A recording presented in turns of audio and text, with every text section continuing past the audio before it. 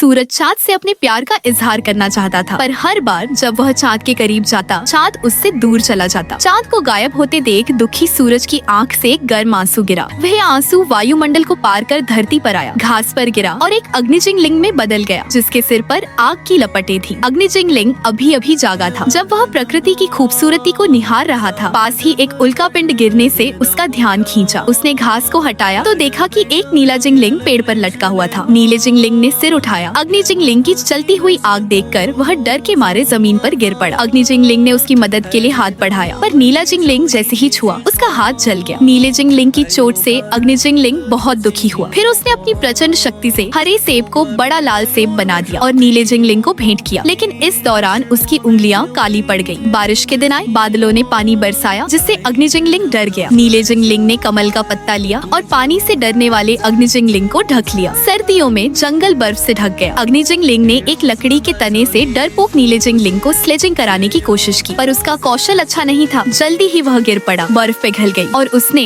अपनी अग्नि शक्ति छोड़ी। इससे चट्टान पर पेड़ की टहनियां उगाई, लेकिन अग्निजिंगलिंग की त्वचा धीरे धीरे काली पड़ने लगी। चट्टान पर जल्द ही एक लकड़ी का पुल बन गया। जब नीला जिंगलिंग उस पर आगे बढ़ा, अग्निजिंगलिंग की सारी शक्ति खत्म हो गई और वह चट्टान से नीचे गिर गया। अचानक आसमान अंधेरा हो गया। नीले जिंगलिंग ने पीछे मुड़कर देखा, अग्निजिंगलिंग गायब था। वह चट्टान के नीचे झांकने गया, जहां अग्निजिंगलिंग अब अंतिम सांसें ले रहा था। जब नीला जिंगलिंग उसके पास पहुंचा, अग्निजिंगलिंग की सारी शक्ति खत्म हो चुकी थी। नीले जिंगलिंग ने उसे अपनी बाहों में उठाया। तभी एक चमत्कार हुआ, अग्निजिंगलिंग फिर से जीवित हो उठा। वे दोनों आसमान की ओर उड़ चले और जल्द ही एक दूसरे में विलीन हो गए। वे आकाश में पूर्णिमा के चांद बन गए, जो धरती को फिर से रोशन कर रहा था।